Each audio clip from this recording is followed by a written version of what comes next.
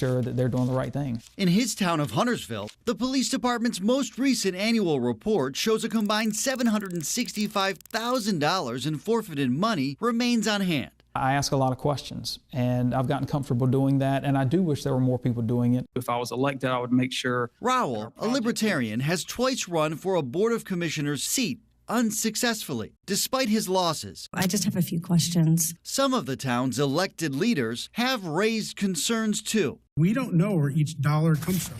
That's an issue for me, and that should be an issue for all of us. While the chief has said he's hopeful the town can better track how these cases start and finish in the future, the department has said it's unable to provide specifics of past cases, including how many resulted in actual criminal convictions. It has to be related to a crime. But has insisted all cases are tied to large-scale criminal operations. Get asked the question, how many people's rights do we violate?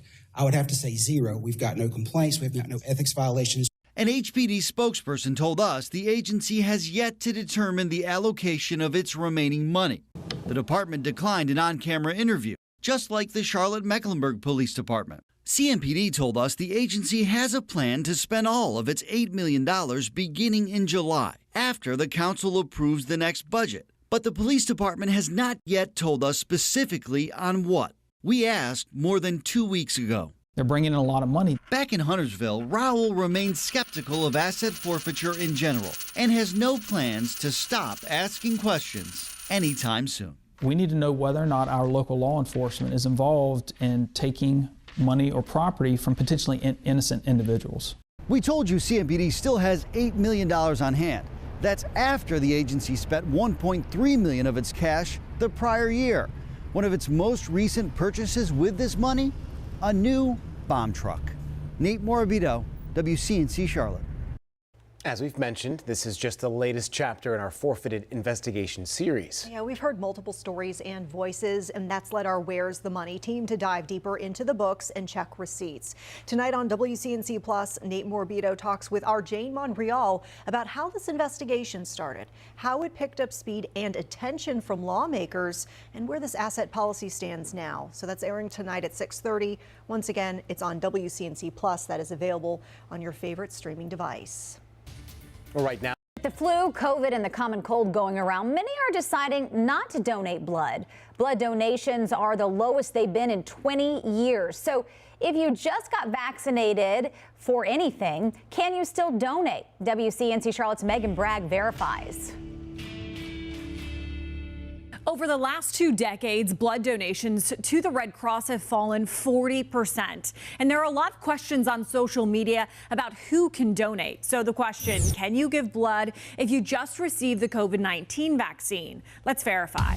Our source is the American Red Cross, the Association for the Advancement of Blood and Biotherapies, or AABB, and the U.S. Department of Health and Human Services, or HHS. According to HHS, there are several types of COVID-19 vaccines, including the mRNA vaccine and the live attenuated vaccine. The mRNA gives your cells instructions on how to make a protein found on the surface of the COVID-19 vaccine, and your cells begin to make that protein so your body knows how to fight the virus.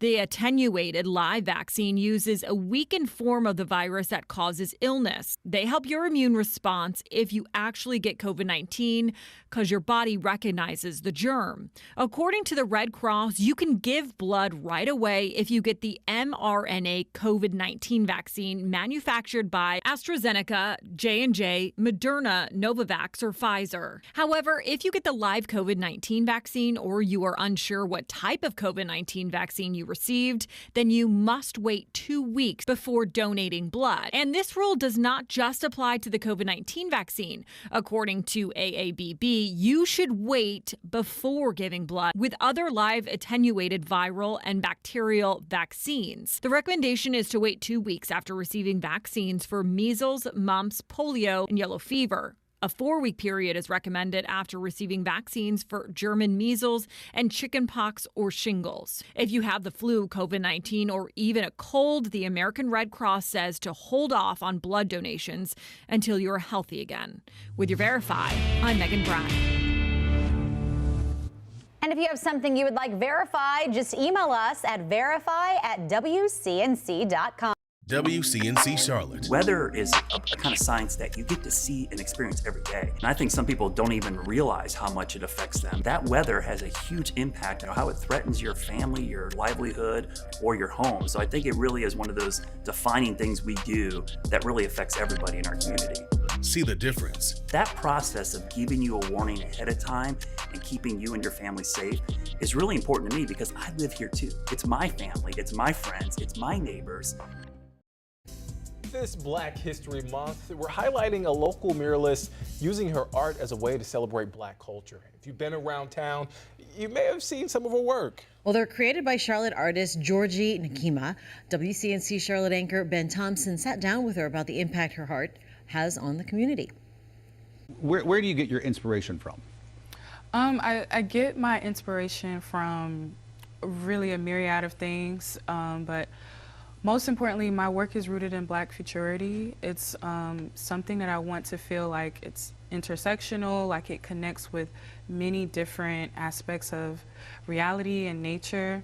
And I'm really just trying to bring heritage and representation to the forefront of my work. I read you went to school and you did, I think, biology and chemistry. Yeah. How did you end up here? I went to school to learn and explore. And so it was an opportunity for me to figure out the bigger picture. But once I started getting into the industry, I could see that my calling really was art. Describe for us what is the process for designing and then creating some of these murals? In some cases, I'm creating for myself and I'm just kind of channeling. But in other cases, I'm working with clients. And with my clients, I have like a consultation process where I'm getting to know who they are, what's important to them, and I'm translating it through my eyes. Right now, I would love for people to just follow my journey at gardenofjourney.com and also my website. My Instagram is also Garden of Journey. I have a studio residency at the Gantt Center. Yep. Well, I'll be doing a... You've been there for a while now, right? Well, I have a mural there. Okay. I have a permanent mural there, but I'm actually doing their first cohort this year. So in July, I'll have a exhibition going up, and I also will be doing First Fridays at C3 Lab. I have a studio fellowship there. And where do you see yourself 5, 10, 20 years down the road? What I want to do is create work that represents people of the global majority. I want to create work that counteracts internalized colorism, internalized like the way that we feel separate from each other. I want to create work that unifies us as a people. For someone looking at some of your art, what do you hope that they take from it? Whether it's a color, whether it's a portrait, whether it's a shape, whether it's a theme, I hope that it just kind of reminds them of something within. We hear about it time and time again. Scammers trying to trick you into giving up your personal information. The newest scam targeting people's Hulu accounts. Here's Megan Bragg with this morning's Verify Fact Check. This is going viral on TikTok right now, warning people of a new phishing scam that alerts customers that their account is going to expire and they need to update their personal information. But don't fall for it. It's a scam. Let's get the facts. Our sources are Hulu and Juliana O'Rourke with the Better Business Bureau.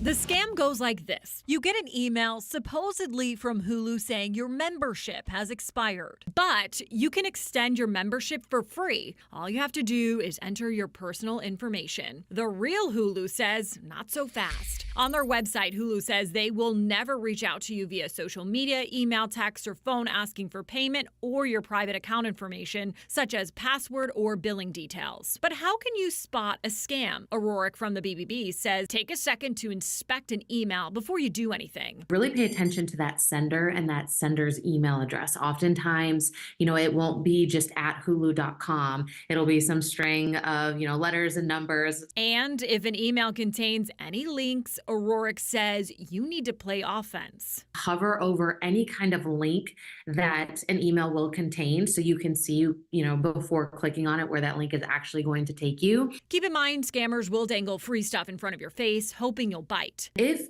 you get an email that kind of seems almost too good to be true, or your subscription with them isn't up and they're sending you something for free, be very careful before you put in any kind of contact information. But what if you clicked on the link already? Hulu says to update your password immediately and log out of all devices. O'Rourke says you should also check your credit card report and bank information. With your Verify Fact Check, I'm Megan Bragg.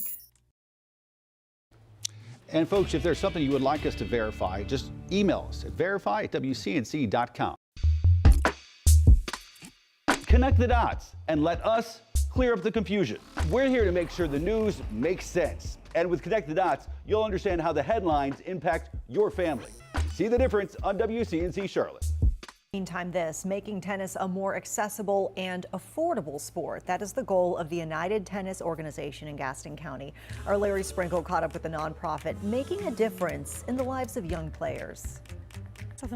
Tennis comes naturally to Bailyn Gomez-Giordano. Red balls in the basket, and she's been playing since she was 4 years old in Madrid, Spain, then and now competing against her father. My dad, he's 77, sorry, and he plays tennis with me. And that got Bailyn thinking about the next generation. Her passion for the sport led her to bring in other Hispanic families, even though many of them thought tennis would be out of their league. As a mom told me one day, she told me like, oh, I never thought my son was going to play tennis. And I asked her why.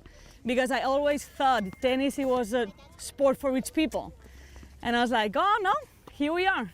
Bailyn founded the United Tennis Organization back in 2021, hoping to change stereotypes and bring the sport into lower-income communities. She was able to keep the cost affordable and, as a result, keep the children active. We don't want them to stay at home with a phone, with a tablet. We want them here, running, happy feet, okay? Running, following the ball, making friends. Making new friends? To me, it's like a fun game that I can play with my friends, interact with people that I may not know at first. Happy because I can learn a new sport. And not just the sport. For some of these kids, the language is also new. Corriendo por lo verde. It can be a lot for a young mind to absorb. Hit the ball very slow if you're like little. Hit backhand and forehand. I've learned how to hit right hand and left hand. I've learned how to serve. After all, tennis is more than just a game. It can also pave the way to college scholarships, teaching these youngsters that when it comes to their future, nothing is out of bounds. I want them to learn, a new sport, but also to learn that with tennis and other sports, you can have a path to college. In Gaston County, I'm Larry Sprinkle, WCNC Charlotte. So sweet. Well, if you want to learn more about the organization and how you can help these young players, we do have a link to that group right now on our website and inside our mobile app, and you can find that right on the homepage right now. Welcome back to Flashpoint. In 2014, a revolutionary study showed the Queen City ranked last in opportunities for economic mobility. The so-called Chetty study, named after the project's author, painted just a grim picture of the limited opportunity to escape poverty here. And local leaders say 10 years later, there is still a lot of room for improvement. Joining us now is Winston Robinson. He's the founder of the Applesauce Group, working to promote generational wealth and home ownership in the Black community. Winston, good to see you. Hey, man. So let's begin with economic disparities here in Charlotte. How big of a problem is it right now from where you see it?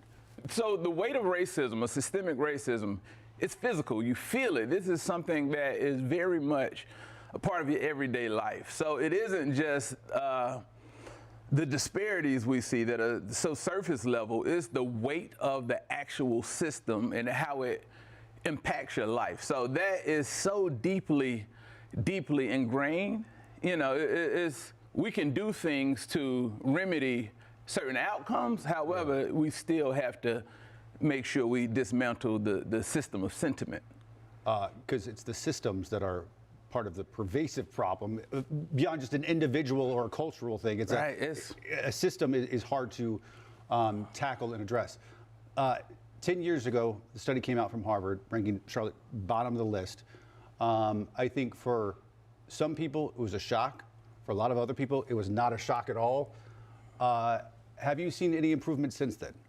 I see, one thing I will say is I appreciate, specific to Charlotte, how we responded to the Chetty study. You know, I don't know what the 40 through 49 did as far as the list, but Charlotte, we tackled it, and we came up with the Leading on Opportunity Council. And I think, well, I believe wholeheartedly the compass, the product which was produced by that council, can be transformative. So I appreciate the approach that Charlotte has. And again, this is work that we're in for the long haul. So for me to say I see changes now, I don't even want to create that false sense of hope, but I appreciate the drive towards that change.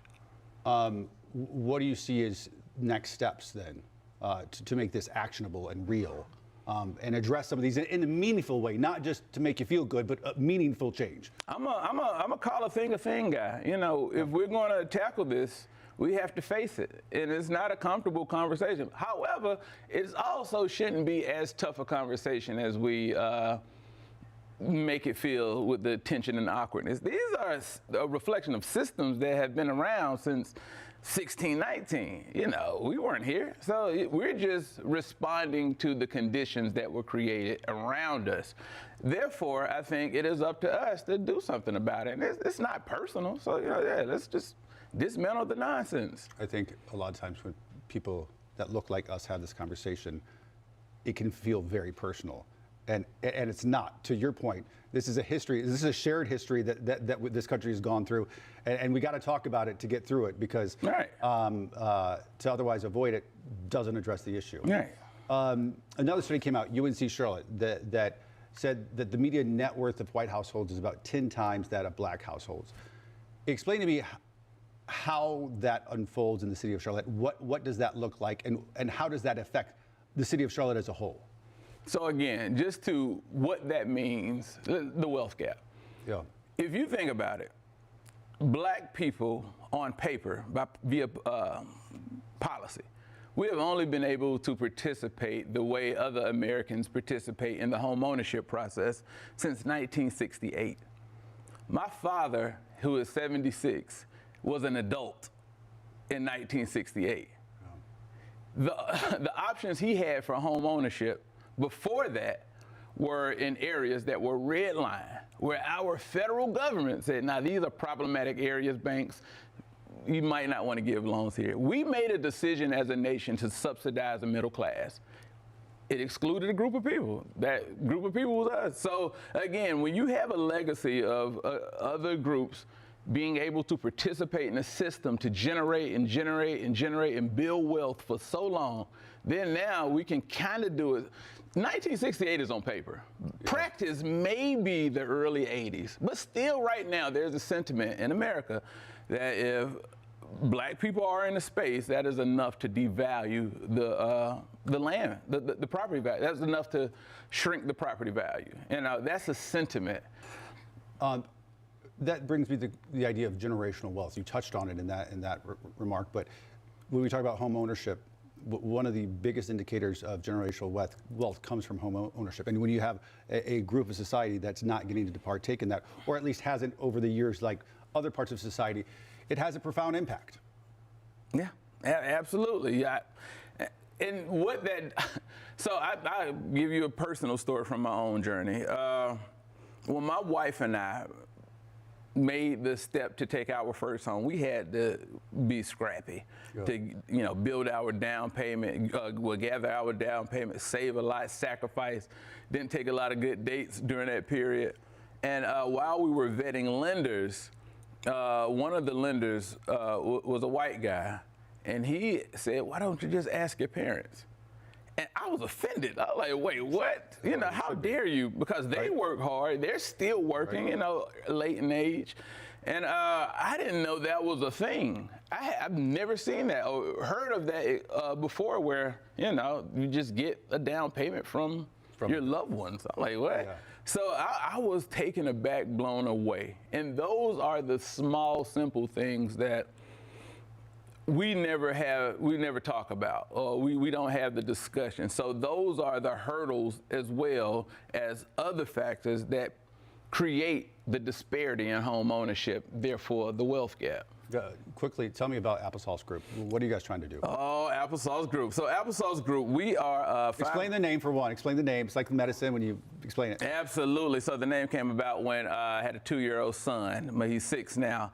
During the pandemic, I wanted to kind of change the course of my life to do something more meaningful. At the time, my son had to take a medicine that he hated, and we gave it to him through applesauce. And that was just, again, the old parental trick. So the foundation, the business model is Applesauce Group will show you the greatest time of your life with these festivals, with experiences, with events. However, on site, we have resources that will meet the needs of community. But again, it's not like, so the idea too is I would believe you more if you tried to convince me less. I don't want you to feel like you're walking into a timeshare presentation. So yeah, all organic, good times. Sort of like the medicine through the applesauce. Absolutely. Next event, April 27th. The Great West Side Fish Fry Festival. Where's that? West Complex, 1600 West Trade Street. Winston, thanks for coming on. I appreciate it, man. Thank you. Good to see you. Next on Flashpoint, some big changes on the way for two of Charlotte's most popular neighborhoods. Morning, it is 4:48, 12 minutes away from the top of the hour at 5 a.m. Live view from downtown Blowing Rock. A quiet Tuesday morning there. No issues to talk about. We'll see some showers later on today. As we check the temperature readings up at Boone and Blowing Rock, not too bad. 49 degrees there, 51 at Hickory. That's matched at Lincoln, 54 in the Queen City over at Monroe and Union County, North Carolina, 53, 50 at Lancaster, Rock Hill, and Chester. So pretty mild out there to start out the day. We're looking for winds anywhere from about 5 to 10 miles per hour. Later today, we're going to see some gusty winds across the region. In fact, we'll see that as we get towards later in the morning. We get some winds gusting up to about 36 miles an hour at Boone, 25 at Jefferson, about 19 to 20 here. Later in the day, we're going to see winds gusting well over 20, 25 miles an hour here. This takes us to about 9 p.m. tonight. Look at that, winds gusting up to about 30 miles an hour in the Queen City. For today, another mild day. Now, we did make it to the low 70s yesterday. We'll be in the mid 60s with a few showers as we head towards the afternoon and evening today. Certainly not a washout. At the moment, we have some rain tracking across parts of eastern Kentucky and the western part of Tennessee. Eventually, that does make it to the area, and we'll see showers in that forecast. In fact, check your Guy Roofing 7-day forecast today. Mid 60s, even milder tomorrow. The difference tomorrow is we have a much better chance of rain. Even a couple of thunderstorms with 72 degrees when the average high is in the right 60, 55 on Thursday. Check out the high temperature Friday afternoon. It's going to be unseasonably cool with a high only about 52. We start the day at 36 degrees. And looking ahead to the upcoming weekend, mild temperatures. We could see a few showers on Saturday with a high of 65. Slight chance of rain. I think that'd be mainly on Sunday morning. Sunday's high temperature 67. And then we start next week with above average temperatures again. Monday afternoon, look for high temperature close to 68 degrees. So every other day, in fact, a couple days this week, we're looking for the potential for quite a bit of rainfall, especially tomorrow. That's your forecast this morning, Ben.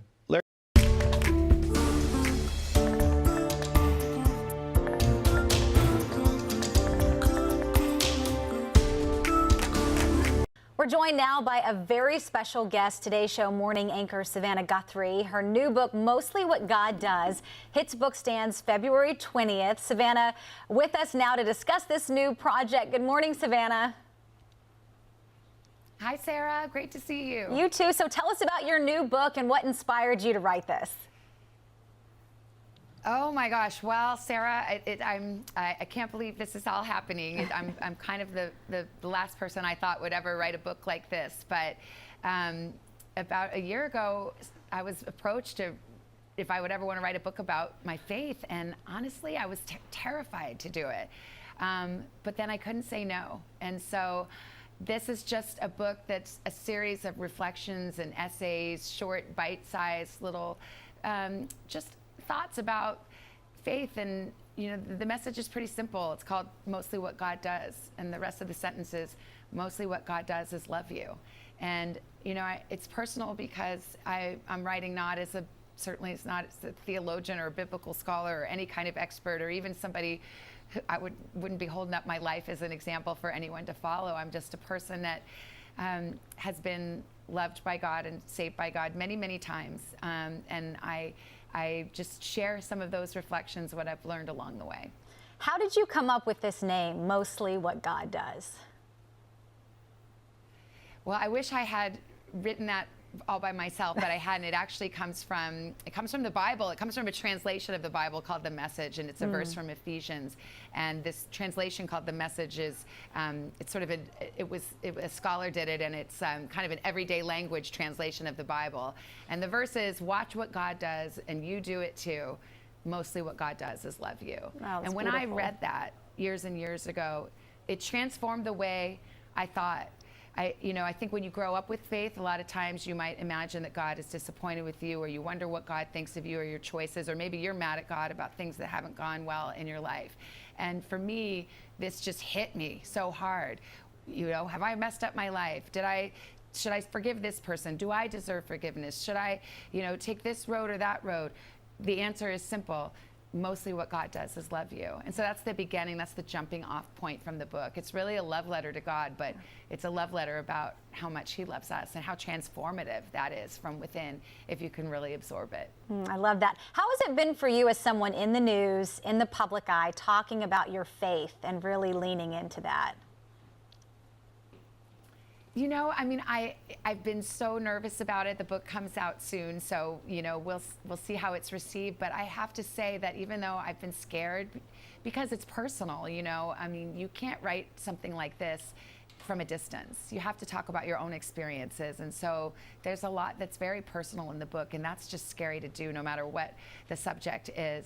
But I've been so touched and moved because I think so many people have been kind in saying, I'm glad you did this, and I want to hear this, and this is a message that I believe or I want to believe, and that means so much to me. I'm actually going to be in Charleston, South Carolina, which isn't so close but so far. It would be a drive away if anybody wants to come. We have a book event there actually on Sunday, February 18th at the Riviera Theater. And I mention it just because the connection that I felt with people just by launching this project and talking about it publicly has been surprising and touching and moving and life affirming. And so if anybody's in the mood to come down and see me, I would appreciate that so much. But it's actually been a beautiful experience.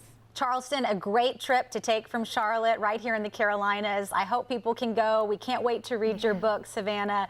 Mostly What God Does will be out February 20th. Savannah, thank you so much and congratulations on this book. Thank you. Thank you for the time, Sarah. Time now to connect the dots. When we make the news make sense. Juggling work and taking care of kids can be nearly impossible, but now more employers are looking to help parents cut costs. Offices are filling back up, and now more employers are helping parents out with their kids. Let's connect the dots. About 54% of workplaces do not offer any child care benefits, forcing working parents to stretch paychecks to make ends meet. During the pandemic, many parents were able to stay home with their kids, and now, as more folks return to the office, child care costs are back in the picture.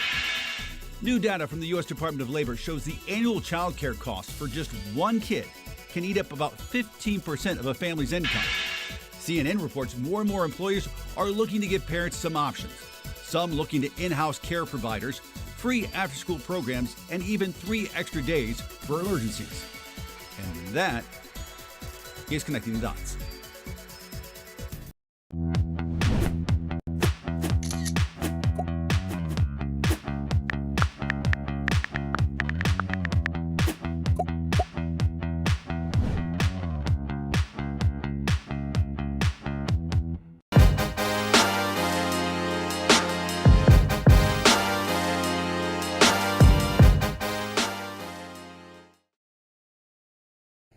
Tonight, a local program is seeking solutions to help people who were formerly incarcerated get jobs. Finding work after leaving prison is no easy task, as employers often refuse to hire ex-offenders. An estimated 60% of those leaving prison are unemployed a year later, according to the Bureau of Justice Statistics. WCNC Charlotte's Lexi Wilson shows us how the formerly incarcerated are getting a second chance through a Charlotte program. This is a place where you can come and you can get a second chance. You can get a third chance. In this classroom, your past doesn't define you. It was a